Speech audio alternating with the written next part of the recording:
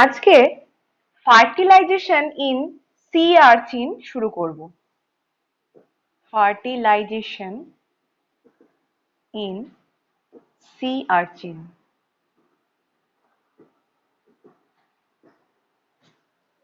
তো ফার্টিলাইজেশনে যাওয়ার আগে ফার্স্টে জানি আমরা কি ফার্টিলাইজেশন কাকে বলা হয়। ফার্টিলাইজেশন হচ্ছে এমন একটা প্রসেস যেখানে দুটো যে সেক্স সেলস রয়েছে, মানে দুটো যে গ্যামেট রয়েছে, সেক্স সেলস অথবা গ্যামেট বলা হয় যেগুলোকে, সেই গ্যামেটস দুটো ফিউজ করে এবং ফিউজ করার ফলে তার ফলে কি হয়, একটা নিউ ইন্ডিভিজুয়াল তৈরি হয়। তো এই যে দুটো একটা হচ্ছে স্পার্ম আর একটা হচ্ছে ওভাম, একটা হচ্ছে ফিমেল সেক্স সেল আর একটা হচ্ছে male sex cell. Sperm and ovum এরা দুজন মিলে গিয়ে নতুন একটা তৈরি করে জাইগোট, তার থেকে আলটিমেটলি তৈরি হয় নিউ একটা ইন্ডিভিজুয়াল। ঠিক আছে, তো এই যে ফার্টিলাইজেশনটা হচ্ছে, ফার্টিলাইজেশনটার মানেই হলো, মানে গিলবার্ট অনুযায়ী উনি বলেছিলেন যে fertilization is the process whereby sperm and ovum fuse together to begin the creation of a new individual whose genome is derived from both the parents। কারণ কি, এইখান থেকেও পাচ্ছে নতুন ইন্ডিভিজুয়ালটা, এর থেকেও পাচ্ছে, মানে মায়ের থেকেও একটা পাচ্ছে, বাবার থেকেও একটা পাচ্ছে। ওই জন্য এটা হচ্ছে কি fusion of sperm and ovum that fuse together to begin the creation of a new organism বা ইন্ডিভিজুয়াল। এরপর হচ্ছে যে ফার্টিলাইজেশনটার কি কি রিকোয়ারমেন্টস, ফার্টিলাইজেশন হওয়ার জন্য কি কি দরকার, রিকোয়ারমেন্টস কি কি। রিকোয়ারমেন্টস এর মধ্যে ফার্টিলাইজেশন প্রথম রিকোয়ারমেন্টস হলো,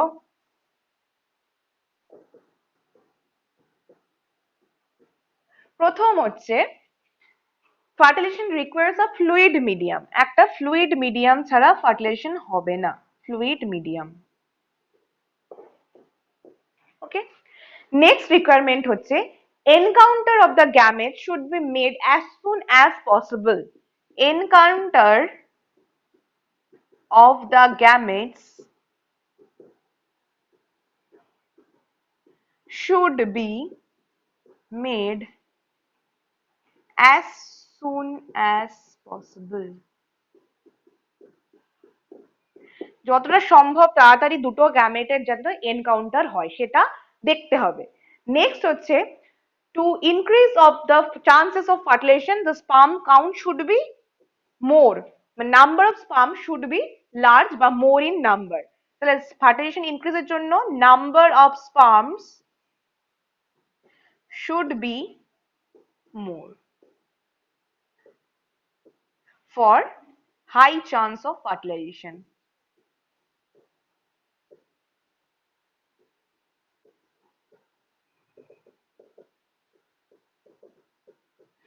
এই তিনটে যে পয়েন্ট আছে, এই তিনটে কি কি বললাম, একটা হচ্ছে ফ্লুইড মিডিয়াম লাগবে, encounter of the gamete should be made as soon as possible, আর লাস্টেরটা হচ্ছে number of sperm should be more for high chances of fertilization. এই তিনটে পয়েন্ট থাকতে হবে বা তিনটে রিকোয়ারমেন্টস থাকতে হবে ফর ফার্টিলাইজেশন। নেক্সট হচ্ছে ফার্টিলাইজেশন আমরা কত রকমের দেখতে পাই, মানে কত ধরনের হতে পারে।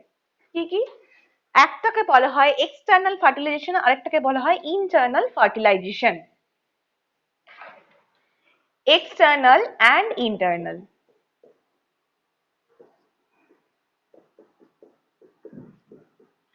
এক্সটার্নাল ফার্টিলাইজেশনটা মানেই হচ্ছে যে যেখানে ফার্টিলাইজেশনটা হবে ফিমেলের বডির বাইরে, মানে not within the female body, এটা হচ্ছে outside the female body, outside the female body. তার মানে এই ক্ষেত্রে দেখা যাবে যে ফিমেল যে এগস গুলো বা ওভাম গুলো তৈরি করছে, সেই ওভাম গুলো জলের মধ্যে রিলিজ করা হচ্ছে, এন্ড সেই সময় স্পার্মও রিলিজ হচ্ছে, মেলদের স্পার্মও সেখান থেকে রিলিজ হচ্ছে, এন্ড তার ফলে এগিয়ে এর সঙ্গে ফিউজ হচ্ছে। এই পুরো ব্যাপারটাই জলের মধ্যে হচ্ছে এবং এক্সটার্নালি হচ্ছে। এক্সটার্নালি কোথায় হচ্ছে, ফিমেলের বডির বাইরে হচ্ছে, ওই জন্য এটাকে বলা হচ্ছে এক্সটার্নাল ফার্টিলাইজেশন। ইন্টারনালটা হচ্ছে কি, ওভাম গুলো ফিমেলের বডির ভেতরেই থাকবে, আর স্পার্ম এসে ফিমেলের বডির ভেতরে ঢুকে তারপরে সেখান থেকে ফিউশন হবে। তো এইটা হচ্ছে ইন্টারনাল ফার্টিলাইজেশন। নেক্সট হচ্ছে যে আমরা যে এই ফার্টিলাইজেশন প্রসেসটা পড়বো কতগুলো ভাগে ভাগ আছে, মানে কি কি ভাগ আমরা পড়বো। প্রথমে এই যে কি কি ইভেন্টস হয় আমাদের জানতে হবে। মেজর ইভেন্টস কি কি? Major events,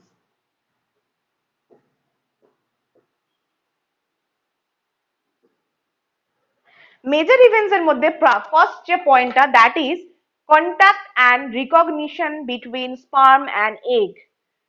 contact and recognition between sperm and egg. Sperm এবং এগের মধ্যে প্রথম যে কন্ট্যাক্ট এবং রিকগনিশন হতে হবে, মানে দুজন দুজনকে টাচ করবে এবং রিকগনাইজ করবে যে এটা সেম স্পিসিসের স্পার্ম কিনা।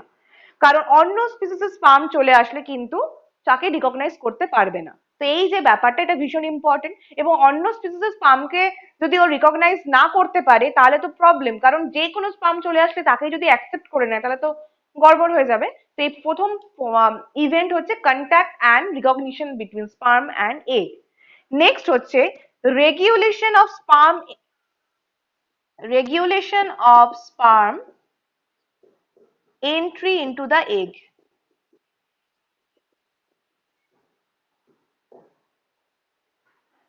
Regulation of sperm entry into the egg. Regulation of sperm entry into the egg, এটা কি হচ্ছে যে এই যে স্পার্মটা ঢুকবে, আলটিমেটলি স্পার্ম এগকে ভেদ করে ঢুকবে এবং সেখান থেকে ফার্টিলাইজেশন স্টার্ট হবে। তো এখানে কি হয়, যাতে একটার বেশি স্পার্ম ঢুকতে না পারে বা একটার বেশি স্পার্ম এগকে ফিউজ না করতে পারে, ওই জন্য কিছু মেকানিজম বা রেগুলেশন রয়েছে। ঠিক আছে, না হলে তো অনেকগুলো স্পার্ম একসঙ্গে যদি একটা এগের সঙ্গে গিয়ে ফিউজ করে যায় তাহলে প্রবলেম হয়ে যাবে। নেক্সট হচ্ছে fusion of genetic material of sperm and egg. Fusion of genetic material of sperm and egg. Fusion of genetic material of sperm and egg.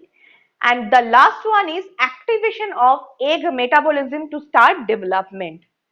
Activation of egg metabolism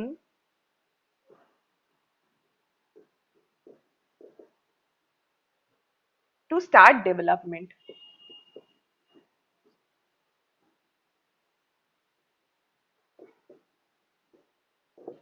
এই যে চারটে point, এইগুলোই হচ্ছে major events for a fertilization. Fertilization হওয়ার জন্য এই চারটে point হচ্ছে major events.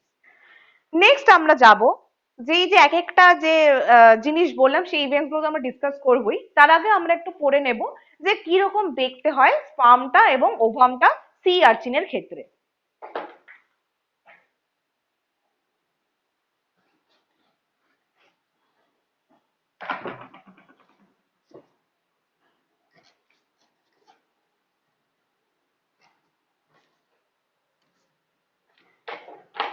First is structure of sperm of sea urchin.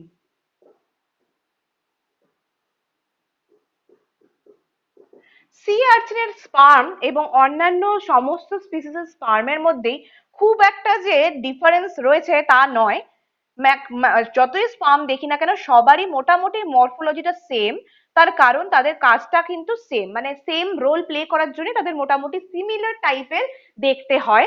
এবং কি কি থাকে, একটা সি আর্চিনের যে স্পার্ম রয়েছে তার মধ্যে থাকে ক্রোমাটিন, তার মধ্যে থাকে ডিএনএ, ডিএনএ থাকে এবং আদার প্রোটিনস থাকে, নিউক্লিয়ার প্রোটিনস। আর তার মুখের এখানে থাকে অ্যাক্রোজোমাল ভেসিকেল, যেটা একটা এনজাইম দিয়ে ল্যাডেন থাকে, মানে ভর্তি থাকে। মাঝখানের যে রিজিয়ন সেটাকে বলা হয় মিড পিস। এই পোর্শনটাকে বলা হয় মিড পিস। যখন স্পার্মের স্ট্রাকচার পড়িয়েছি তখন আমি বলেছিলাম। আর এটা হচ্ছে অ্যাক্রোজোমাল vesicle. Acrosomal vesicle, this one is the nucleus. This is the mid piece. এখানে স্পাইরাল মাইটোকন্ড্রিয়া প্রেজেন্ট থাকে, এছাড়া সেন্ট্রিওল প্রেজেন্ট থাকে। আর লাস্টে দিস ইজ দ্য ফ্ল্যাজেলা টাইপের, এটা লেজটা, দিস ইজ দ্য টেল। তিনটে ভাগে ডিভাইডেড একটা স্পার্ম। প্রথমটাকে বলা হয় head, this one is the head, this one is mid piece, and লাস্টের এই পোর্শনটাকে বলা হয় টেল। Head, mid piece and tell, এই তিনটে রিজিয়ন নিয়ে একটা স্পার্ম তৈরি, এবং মোরলে সমস্ত স্পিসিসেরই স্পার্ম এই এই ভাগগুলি পাওয়া যায় এবং একই ধরনের তাদেরকে দেখতে হয় মোটামুটি। আর তার মধ্যে কারো কারো কিছু কিছু কিছু ক্ষেত্রে হয়তো চেঞ্জেস দেখা যায়, তাতে স্পিসিসটা কি সেটা বোঝা যায় যে কোনটা কি স্পিসিস। এবার কথা হচ্ছে যে এই যে সামনে যে অ্যাক্রোজোমাল ভেসিকলটা রয়েছে, এই ভেসিকলটার কাজ কি? এই অ্যাক্রোজোমাল ভেসিকলের কাজ হচ্ছে যে যখন এগের সঙ্গে ফিউজ করতে যাবে তখন এগের অনেকগুলো লেয়ার থাকে বা অনেকগুলো মেমব্রেন থাকে, সেই মেমব্রেন গুলোকে ভেদ করে ঢুকতে হবে স্পার্মটাকে। তো ঢোকার জন্য কিছু তো একটা এনজাইম চাই, যেটা দিয়ে ও একটা পেনিট্রেট করতে পারবে, মানে ফুটো করতে পারবে, দিয়ে ঢুকবে। তো সেই কাজটা হেল্প করে অ্যাক্রোজোমাল ভেসিকলস এর ভেতরে যে এনজাইমটা রয়েছে। আর এই যে মিড পিসের মধ্যে মাইটোকন্ড্রিয়া আছে, মাইটোকন্ড্রিয়া আমরা জানি কি powerhouse of the cell, মানে মাইটোকন্ড্রিয়া কি তৈরি করে? এটিপি তৈরি করে। এবার এটিপি জেনারেট কেন করে? মিড পিসে থাকে এবং এটিপি জেনারেট করে স্পার্মের যে মোটাইল ফাংশনটা সেটাতে হেল্প করে মাইটোকন্ড্রিয়া। মাইটোকন্ড্রিয়া যদি না থাকতো না, স্পার্ম ওই যে হুইলিং মোশনটা করতে পারতো না বা মোটাইল হতো না। ওকে তো অনেকটা রাস্তা পেরিয়ে যেতে হয় এবং স্পিডে যেতে হয়, তো ওই যে এনার্জিটা সেটা দেয় হচ্ছে এই মাইটোকন্ড্রিয়া। ওকে, সি আর্চিনের স্পার্মের মরফোলজি হলো। এরপরে হচ্ছে সি আর্চিনের ওভামকে কিরকম দেখতে হয় সেটা একটু দেখে নিই আমরা।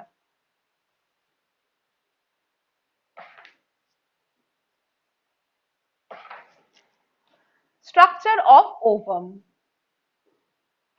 ওভামকে যদি আমি দেখি সি আর্চিনে, তাহলে এরকম দেখতে পাবো আমরা। প্রথমে বাইরে যে লেয়ারটা, সেই লেয়ারটা হচ্ছে জেলি এনভেলপ। তার ভেতরে যে লেয়ারটা সেটাকে বলা হয় ভাইটেলাইন মেমব্রেন। তার ভেতরে যে layer, that is plasma membrane. এর ভেতরে কিছু গ্র্যানিউলস থাকে, সেগুলোকে বলা হয় কর্টিক্যাল গ্র্যানিউলস।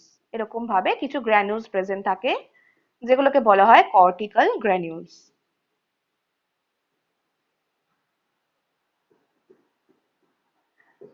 Cortical granules.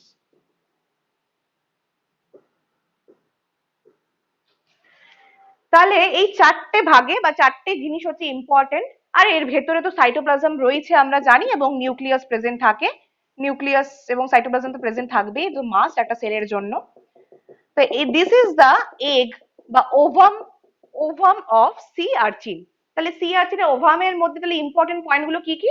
বাইরের যে লেয়ারটা সেটাকে বলা হয় জেলি এনভেলাপ, তার ভেতরে থাকে ভাইটালাইন মেমব্রেন, তার ভেতরে থাকে প্লাজমা মেমব্রেন, এবং সবার ভেতরে থাকে কর্টিক্যাল গ্র্যানিউলস। কর্টিক্যাল গ্র্যানিউলস এর কোথায় থাকে প্রেজেন্ট? সাইটোপ্লাজম এবং নিউক্লিয়াস তো প্রেজেন্ট থাকে, এবং আদার যা যা সাইটোপ্লাজমিক যে সমস্ত অর্গানেলস গুলো আছে সমস্তই প্রেজেন্ট থাকে ওভামের মধ্যে। তো this is the structure of ovum of sea urchin. এবার এই সি আর্চিন এগ এবং সি আর্চিন স্পার্ম আমরা জানতে পেরেছি, পড়ে নিয়েছি।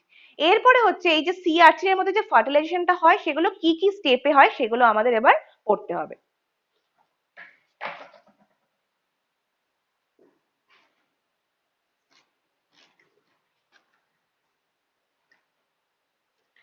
প্রথম যে পয়েন্ট, মানে যে যে স্টেপস গুলো হয় সি আর্চিনে, steps of fertilization in sea urchin.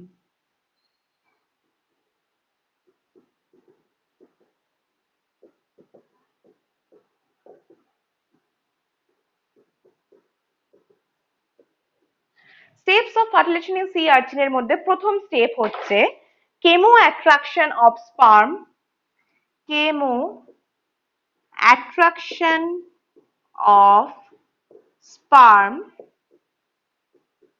to the ovum. First point, that is the chemoattraction of the sperm to the ovum by soluble molecules secreted by the egg. By soluble molecules secreted by the egg.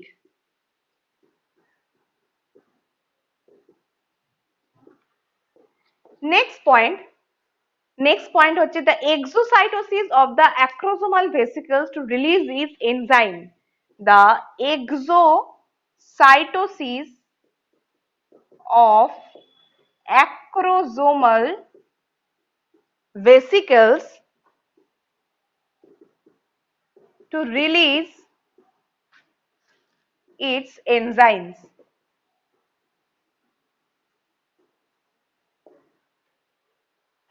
তারপরের point হচ্ছে binding of sperm to the extracellular envelope.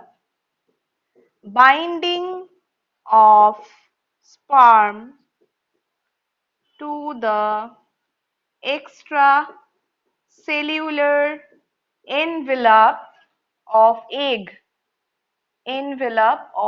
egg বা ovum. Next point, the passing of sperm through this extracellular envelope. The passing of sperm through this extracellular envelope. Through this extracellular envelope. And the last one is fusion of egg and sperm cell membrane বা plasma membrane. The last one is fusion of egg and sperm plasma membrane.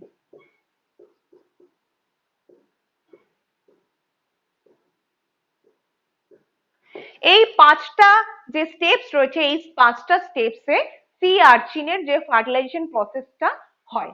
এবার এইগুলো তো একবারে line by line আমি বলে দিলাম, কিন্তু এইগুলো অনেকটা বড় বড় ইভেন্ট এবং এর মধ্যে অনেক কিছু বলা রয়েছে। যেমন আজকে আমি দুটো পয়েন্ট হয়তো ডিসকাস করব, আবার পরের ক্লাসে আমি বাদবাকি পয়েন্টসগুলো ডিসকাস করব। প্রথম দুটো পয়েন্ট হচ্ছে chemo attraction of sperm to the ovum by soluble molecules secreted by the egg, and the second one is the exocytosis of acrosomal vesicles to release its enzymes. এবার আমি আসছি ফার্স্ট পয়েন্টে, that is chemo attraction of sperm and ovum বা recognition of egg and sperm, এটাও আমরা বলতে পারি, ব্যাপারটা সেরকমই। তার মধ্যে তার প্রথমটা হচ্ছে sperm attraction. First event sperm অ্যাট্রাকশনের মধ্যে আমরা আবার দুটো ভাগে এটাকে ভাগ করতে পারি। একটা হচ্ছে recognition of egg and sperm, another one is role of resact on chemotaxis. তো প্রথম যে পয়েন্টটা সেটা হচ্ছে recognition of egg and sperm.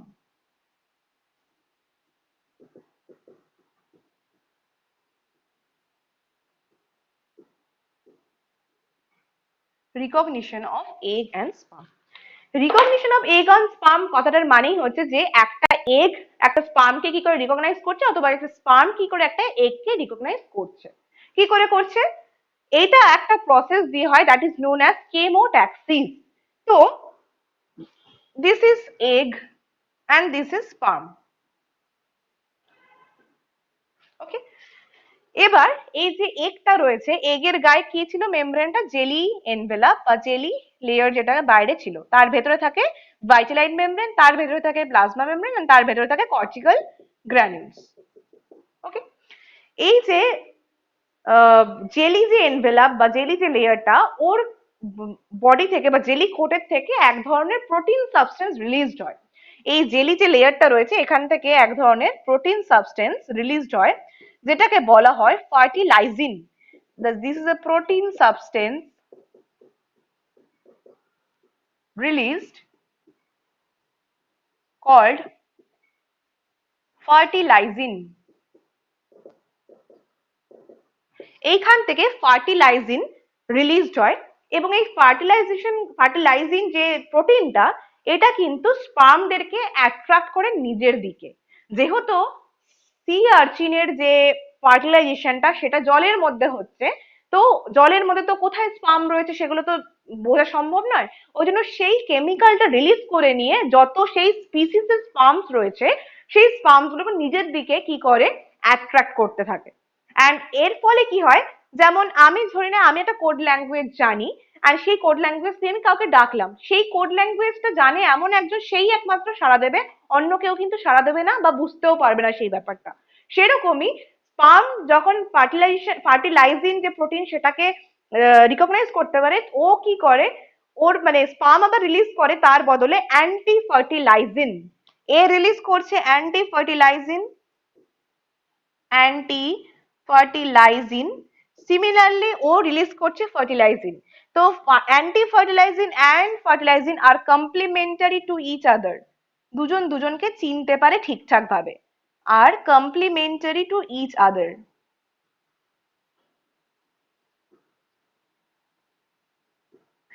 এই টাইপের রিয়াকশন গুলোকে বলা যেতে পারে lock and key type of reaction, অথবা এটাও বলা যেতে পারে যে তারা antigen antibody type of reaction show করে। ঠিক আছে, নেক্সট, এটা তো ফার্টিলাইজিনের কথা বললাম।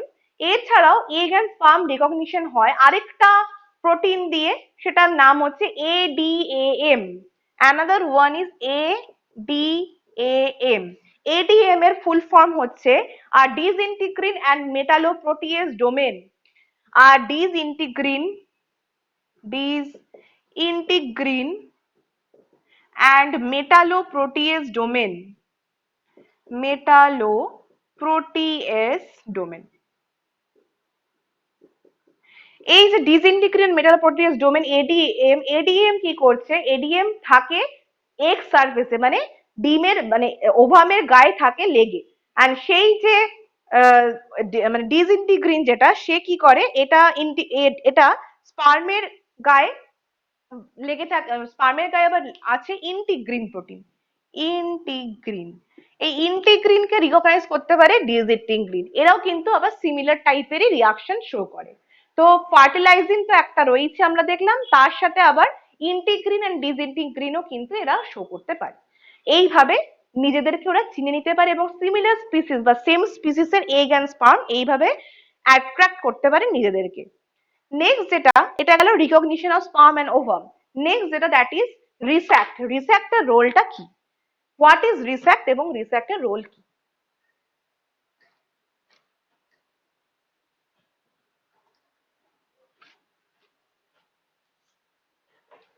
Role of RESACT on chemotaxis.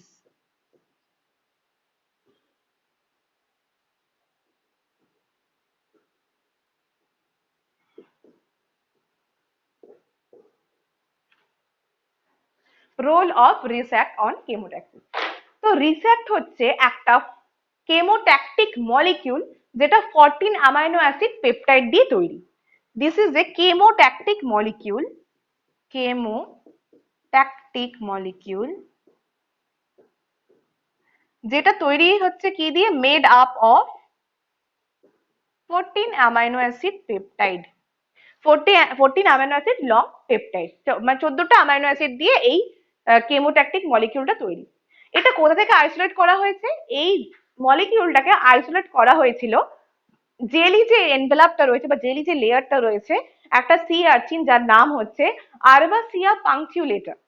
আরবাসিয়া পাংচুলেটা বলে একটা সি আর্চিন আছে, আরবাসিয়া পাংচুলেটা। এই সি আর্চিনটা কি করছে, এই সি আর্চিনের গায়ে মানে এই সি আর্চিনের এগ যে এনভেলাপটা আছে বা এগ লেয়ারটা আছে, সেইখান থেকে কিন্তু আইসোলেট করা হয়েছে, isolate from this egg layer থেকে আইসোলেট করা হয়েছিল এই রিস্যাক্টকে। আইসোলেট করার পরে কি দেখা গেছিল, যে সায়েন্টিস্টরা দেখেছিলেন যে যখন একটা এরকম একটা স্লাইডের উপরে অনেকগুলো আরবাসিয়া স্পার্মকে প্রথমে একটা সি ওয়াটার থেকে মানে সমুদ্রের জলের একটা ড্রপ ফেলে দেওয়া হলো, যার মধ্যে কিনা আরবাসিয়া স্পার্ম রয়েছে। এখানে অনেকগুলো স্পার্ম এভাবে ড্রপ ড্রপ দিয়ে দেওয়া হলো, এই স্পার্ম গুলোকে এরকম ভাবে দেওয়া হলো, আরবাসিয়া স্পার্ম। ঠিক আছে, এই যে স্পার্ম গুলোকে দিয়ে দেওয়া হলো, এই স্পার্ম গুলো কিছুক্ষণ কি করলো, সার্কেল মানে এরকম গোল গোল সার্কেলের মধ্যে ঘুরতে শুরু করেছে, ঘুরছে ঘুরছে ঘুরছে। তারপরে হঠাৎ করে কিছু সেকেন্ড পরে মানে একটা বা সেকেন্ড বা 1 মিনিট পরে দেখা গেল, দেওয়া হলো কি হলো, একটা রিস্যাক্ট মানে ইনজেকশন দিয়ে ওই ওই ড্রপটার মধ্যে, যে ড্রপের মধ্যে অতগুলো স্পার্ম দেওয়া হয়েছিল, সেই স্পার্ম সেই ড্রপটার মধ্যে মানে সেই জলের ড্রপটার মধ্যেই রিস্যাক্ট ইনজেকশন দিয়ে পুশ করে দেওয়া হলো। এর মধ্যে এবার ইনজেকশন দিয়ে রিসেট দিয়ে দেওয়া হলো, রিসেট। ওকে, এই রিসেট দিয়ে দেওয়ার ফলে কি হলো, দেখা গেল যে যেখানে যেখানে রিসেক্টটা বা যেখানে রিসেক্টটা ঢুকছে ঠিক সেইখানে সমস্ত স্পার্মস গুলো কি করলো, যারাও সার্কেল মোশনে ঘুরছিল, অন্যান্য জায়গাতেও ঘুরছিল, তারা সঙ্গে সঙ্গে ওই স্পার্ম যেখানে রিসেক্টটা মানে ড্রপটা পড়েছে, রিসেক্ট ইনজেক্ট করা হয়েছে, সেইখানে তারা হুড়মুড় করে এগিয়ে আসলো বা অ্যাট্রাক্ট করে মানে ওখানটায় চলে আসলো। তো এইখান দিয়ে সায়েন্টিস্টরা বুঝলেন যে এই রিসেক্ট হচ্ছে এমন একটা কেমোট্যাকটিক মলিকিউল যেটা কিনা স্পার্মদেরকে অ্যাট্রাক্ট করে। এবং এই যত সময়ের সাথে সাথে রিসেক্টটা ডিফিউজ হতে শুরু করলো চারিদিকে, স্পার্মগুলোও কিন্তু তার দিকে মানে যেদিকে গ্রেডিয়েন্ট বেশি, মানে রিসেক্টটা ধরে নাও, রিসেক্টটা এইদিকে বেশি ছিল, প্রথমে ছিল এইখানে বেশি, তারপর আস্তে আস্তে সেটা এইদিকে মানে মুভ করতে শুরু করলো এইদিকে, স্পার্ম গুলো কিন্তু ওর সাথে সাথে এগোতে শুরু করলো, যেদিকে গ্রেডিয়েন্ট বেশি সেখানে স্পার্ম বেশি বা স্পার্মের কাউন্ট বেশি। তো এইভাবে বোঝা গেল যে রিসেক্ট হচ্ছে এমন একটা মলিকিউল যেটা কিনা এগ এনভেলাপে থাকে, তার থাকে আরবাসিয়া পাংটিলিউটার এবং অন্যান্য সমস্ত সমস্ত যে সি আর্চিন রয়েছে তাদের মধ্যে থাকে, এবং সেটা কি করে স্পার্ম সেলস গুলোকে নিজের দিকে টেনে আনে বা অ্যাট্রাক্ট করে। আর এটা কিন্তু সম্পূর্ণ species specific, resact is very much species specific. একজনের রিসেক্ট আরেকজন রিসেক্ট অন্য একটা স্পিসিস কিন্তু চিনতেই পারবে না, স্পিসিস স্পেসিফিক, মানে সমস্ত স্পিসিসের কিন্তু ডিফারেন্ট ডিফারেন্ট রিসেক্ট মলিকিউল, আলাদা আলাদা মলিকিউল সব রয়েছে। Resact is also a sperm activating peptide. ও তো এক তো অ্যাট্রাক্টেড হচ্ছে মানে অ্যাট্রাক্ট করছে স্পার্মকে, তাছাড়াও কি করছে স্পার্মকে অ্যাক্টিভেটও করে। It is a sperm active, resact is also a sperm activating peptide, sperm activating peptide, স্পার্মকে অ্যাক্টিভেট করে রিসেক্ট। এবং বিভিন্ন রকমের যে সমস্ত মোটিলিটি আছে স্পার্মে, যে মাইটোকন্ড্রিয়াল যে সমস্ত যে অ্যাক্টিভিটি, সেগুলোর মধ্যে কিন্তু কিছুটা হলেও একটা প্রভাব ফেলে এই রিসেক্ট। তো রিসেক্টের কাজ কি আশা করি বোঝা গেছে। নেক্সট আমরা যাচ্ছি নেক্সট পয়েন্টে, that is the acrosomal reaction. অ্যাক্রোজোমাল রিয়াকশনটাই আজকে লাস্ট পড়াবো, তারপরে আবার পরের দিন পড়াবো।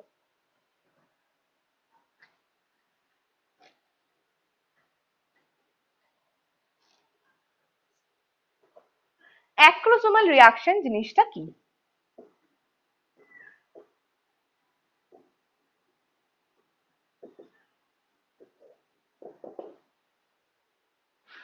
অ্যাক্রোসোমাল রিয়াকশন হচ্ছে the second interaction between sperm and the egg is the acrosomal reaction. প্রথমটা আমরা পড়ে নিয়েছি, this is the second interaction between sperm and ovum.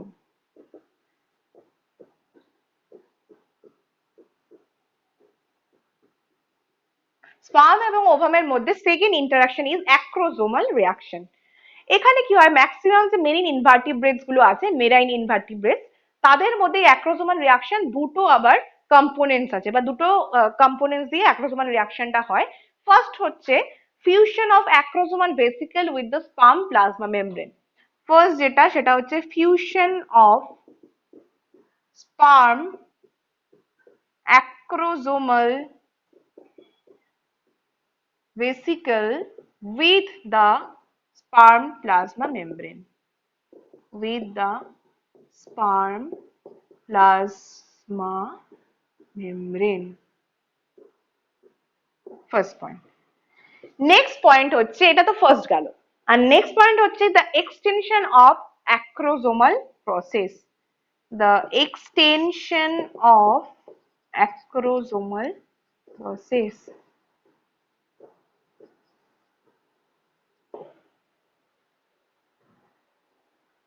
ওকে, তো প্রথম যে পয়েন্টটা, দ্যাট ইজ ফার্স্ট যে পয়েন্টটা, দ্যাট ইজ কি অ্যাক্রোজোমাল প্রসেস।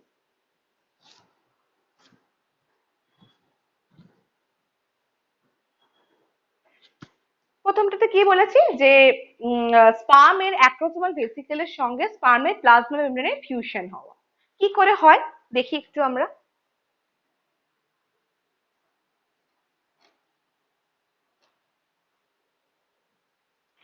এইটা হচ্ছে স্পার্মের হেড। ওকে, স্পার্মের হেডের মধ্যে this is the this is actually nucleus,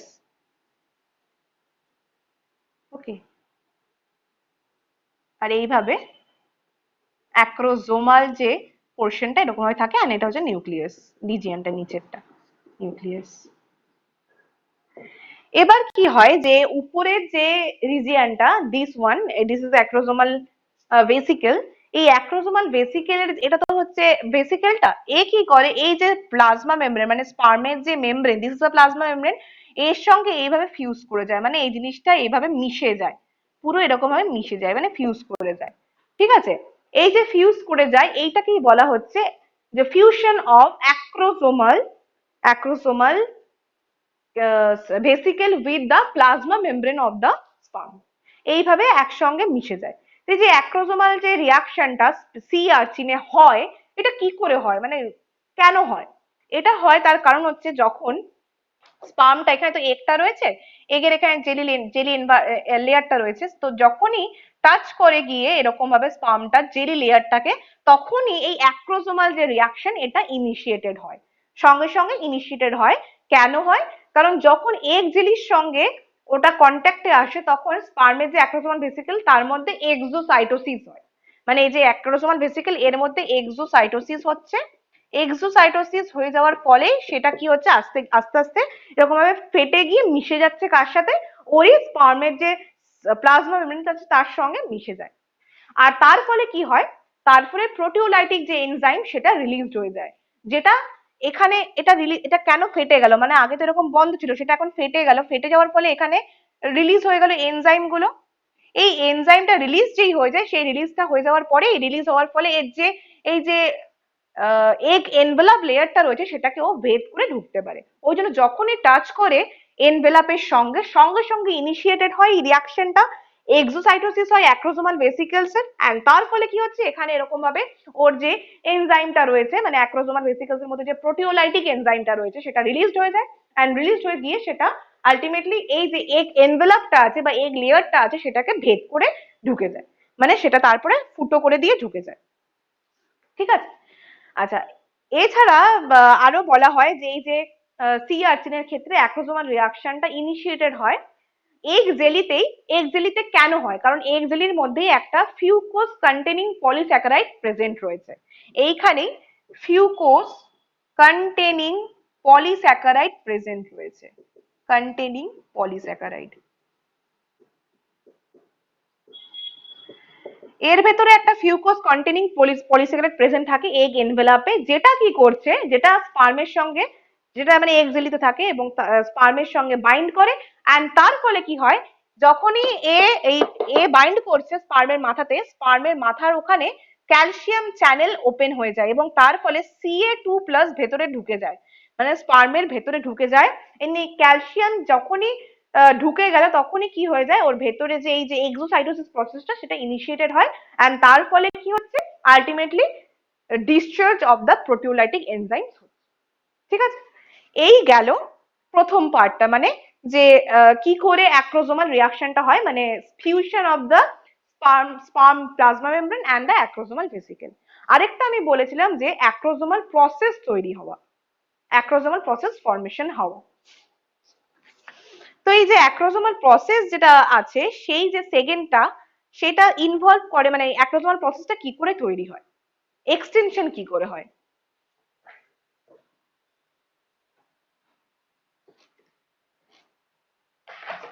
অ্যাক্রোসোমাল process যখন তৈরি হয় তখন স্পার্মটা এরকম টাইপের দেখতে হয়ে যায়, এরকম মুখটা এরকম সরু মতন হয়ে যায়, এরকম টাইপের অ্যাক্রোসোমাল প্রসেস তৈরি হয়ে যায় পুরো এরকম ভাবে জিনিসটা। আর এর চারিদিকে এরকম ভাবে প্রচুর মলিকিউলস বাইন্ড করে থাকে, যেগুলোকে বলা হয় বাইন্ডিন প্রোটিন, এইগুলোকে বলা হয় বাইন্ডিন, BINDIN, বাইন্ডিন প্রোটিন। তো এই যে ফর্মেশন হচ্ছে অ্যাক্রোসোমাল প্রসেসটা, এটা কি করে হয়, এটা হচ্ছে অ্যাকচুয়ালি এই প্রোট্রুশনটা হচ্ছে by the polymerization of globular actin molecules into actin filaments। মানে আগে এরকম হয়তো গ্লোবিউলার অ্যাক্টিন মলিকিউলস প্রেজেন্ট ছিল, এরকম গোল মতন অ্যাক্টিন মলিকিউলস প্রেজেন্ট ছিল, সেই অ্যাক্টিন মলিকিউলস গুলো গ্লোবিউলার ছিল, মানে গোল মতন ছিল, গ্লোবের মতন দেখতে অনেকটা। ওকে, সেইটারই কি হয়, পলিমেরাইজেশন হয়, সেটারই হয় পলিমেরাইজেশন, পলিমেরাইজেশন, এন্ড তার ফলে কি হচ্ছে, এই অ্যাক্টিন যে মলিকিউলস গুলো, গ্লোবিউলার যে প্রোটিনস গুলো, সেইগুলো আলটিমেটলি তৈরি করছে অ্যাক্টিন ফিলামেন্টস। পলিমারাইজেশন হয়ে অ্যাক্টিন ফিলামেন্টস হয়ে যাচ্ছে, এন্ড তার ফলে এরকম একটা প্রোট্রুশন হচ্ছে। প্রোট্রুশন মানে এরকম উঁচু হয়ে কিছু একটা বেরিয়ে যাওয়া হঠাৎ করে। তো এই যে ব্যাপারটা হয় যে অ্যাক্টিন মানে polymerization of globular actin molecules into actin filaments. Actin molecules ছিল গ্লোবিউলার, সেখান থেকে অ্যাক্টিন ফিলামেন্টস হচ্ছে, এন্ড এইটা হচ্ছে by the process of polymerization, and তার ফলে এই অ্যাক্রোজোমাল প্রসেসটা তৈরি হচ্ছে। এটা কি বলা হয়? অ্যাক্রোজোমাল প্রসেস। অ্যাক্রোজোমাল প্রসেস। এই অ্যাক্রোজোমাল প্রসেসটার গায়ে যে মলিকিউলস গুলো বাইন্ড করে থাকে তাদেরকে বলা হয় বাইন্ডিং প্রোটিন, যে গোল গোল যেগুলো আমি এঁকেছি। আর এই যে প্রোটিন গুলো, এই যে binding protein, they are very much species specific and during the acrosomal reaction. আর এই বাইন্ডিংটা কেন থাকে? কারণ এই বাইন্ডিং কে চেনার জন্য ভাইটালাইন যে মেমব্রেনটা রয়েছে সি আর্চিনের গায়ে, সেই ভাইটালাইন মেমব্রেনের গায়ে এক ধরনের রিসেপ্টর প্রেজেন্ট থাকে। তো প্রথমটা তো আমরা দেখলাম যে একটা এগ এনভেলাপ রয়েছে, এগ এনভেলাপের থেকে একটা পলিস্যাকারাইড যখন চিনতে পারছে স্পার্মটাকে, তখন সেখানে ক্যালসিয়াম চ্যানেল রিলিজ হচ্ছে, মানে সেখানে ক্যালসিয়াম ঢুকে যাচ্ছে স্পার্মের মাথাতে, আর তারপরে এক্সোসাইটোসিস হচ্ছে। তো সে তো পার করে গেল জেলিটাকে, জেলি লেয়ারটাকে, জেল। তারপরে তো ভেতরে বসে আছে ভাইটালাইন মেমব্রেন মানে ভিএম। তো ভাইটালাইন মেমব্রেনটাকে তোকে পাস করতে হবে, প্রথমে এটাকে পাস করে গেছে। তো ভাইটালাইন মেমব্রেনের গায়ে কিছু রিসেপ্টর থাকে, সেই রিসেপ্টরটা মানে যখনই পাস করে যায় একবার স্পার্ম জেলি লেয়ারটাকে, তখন অ্যাক্রোজোমাল প্রসেসটা তৈরি হয়। এই অ্যাক্রোজোমাল প্রসেসটাকে চেনার জন্য ভাইটালাইন মেমব্রেনের গায়ে আবার কিছু রিসেপ্টর থাকে, সেই রিসেপ্টরটার নাম হচ্ছে EBR1। EBR1 এই যে রিসেপ্টরটা, এই রিসেপ্টরটাই কিন্তু বাইন্ডিং যে প্রোটিন গুলো রয়েছে সেই প্রোটিন গুলোকে চিনতে পারে, এন্ড সেইখানে গিয়ে বাইন্ডিংটা আলটিমেটলি বাইন্ড করে। তারপরে কি হয় শুরু, এইভাবে অ্যাক্রোজোমাল রিয়াকশনটা সি আর্চিনে কমপ্লিট হয়। তাহলে অ্যাক্রোজোমাল রিয়াকশন দুটো প্রসেস হয়। ফার্স্ট হচ্ছে যে fusion of the acrosomal vesicle with the sperm plasma membrane, and the second one is formation of acrosomal process। প্রথমটায় তো বললাম কিভাবে হয়, সেকেন্ডটাও আশা করি বোঝা গেছে। তো আজকে অ্যাক্রোজোমাল রিয়াকশন অবধি থাকবে। পরের যে ক্লাসগুলো সেগুলোতে আমি পরের যে সমস্ত স্টেপস গুলো সেগুলো ডিটেলসে ডিসকাস করবো।